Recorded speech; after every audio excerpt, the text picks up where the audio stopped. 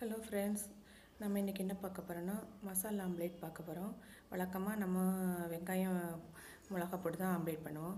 இது கொஞ்சம் வித்தியாசமாக மசாலாலாம் போட்டு ஆம்லேட் பண்ணியிருக்கேன். அது எப்படி செய்யணும்னு இப்போ பார்க்கலாம். அடுப்பை பற்ற வச்சுக்கோங்க. பற்ற வச்சுட்டு ஒரு ஸ்பூன் நல்லெண்ணெய் விட்டுக்கோங்க. நல்லெண்ணெய் விட்டதுக்கப்புறம் எண்ணெய் காஞ்சதுக்கப்புறம் ஒரு ஸ்பூன் பெருஞ்சீரகம் போட்டுக்கோங்க. அந்த பெருஞ்சீரகம் நல்லா சிகந்ததும் ஒரு வெங்காயம் வெட்டி வச்சுருக்கேன். அந்த வெங்காயத்தை போட்டுக்கணும். ரொம்ப நல்லா வசக்க தேவையில்லை. அந்த பச்சை ஸ்மெல்லு போகும் தனியும் வசக்கினா போதும். அதுக்கப்புறம் ஒரு தக்காளி பழம் வெட்டி வச்சுருக்கேன். அந்த தக்காளி பழத்தை போட்டுருங்க. போட்டுட்டு அதையும் நல்லா வசக்கிக்கோங்க. தக்காளி பழம் நல்லா வதங்கினதுக்கப்புறம் ஒரு பச்சை மிளகாய் வெட்டி வச்சுருக்கேன். அந்த வெட்டின பச்சை மிளகாவை சேர்த்துக்கலாம். சேர்த்துட்டு அதையும் சேர்த்து நல்லா வதக்கிக்கோங்க.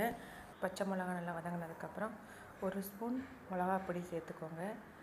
ஒரு ஸ்பூன் மல்லிப்பொடி, ஒரு ஸ்பூன் கரம் மசாலா தூள் சேர்த்துக்கோங்க.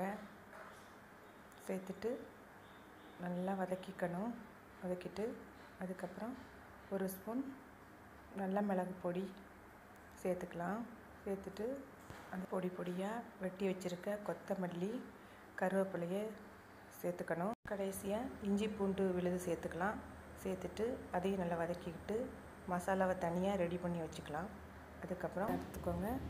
பாத்திரத்தில் எடுத்துகிட்டு அதில் வதக்கி வைக்கிற மசாலா சேர்த்துக்கோங்க. சேர்த்துட்டு அதில் 2 முட்டையை உடச்சி விட்டுக்கணும். மசாலாவில் இன்னும் உப்பு போடவே இல்லை. அதனால் நம்ம என்ன பண்ணணும், இப்போ உப்பு போட்டுக்கலாம். நமக்கு தேவையான அளவு உப்பு போட்டு நல்லா கலந்து வச்சுக்கணும். வச்சுட்டு அடுப்பை பற்ற வச்சுக்கோங்க. வச்சுட்டு எண்ணெய் தடவி கலக்கி வச்சுருக்க முட்டையை இதில் ஊற்றிக்குங்க. ஊற்றிட்டு எல்லா இடத்துலையும் படுறது மாதிரி நல்லா தேய்க்கணும். தேய்ச்சிட்டு கொஞ்சம் நேரம் வேகட்டும். வெந்ததுக்கப்புறம் முட்டையை மெதுவாக எடுத்து திருப்பி போட்டுருங்க. போட்டால் சூப்பரான மசாலா முட்டை ஆம்லேட் ரெடி. இப்போ நீங்களும் வீட்டில் செஞ்சு பாருங்கள். செஞ்சு பார்த்துட்டு எப்படி இருக்குன்னு சொல்லுங்கள். நன்றி, வணக்கம்.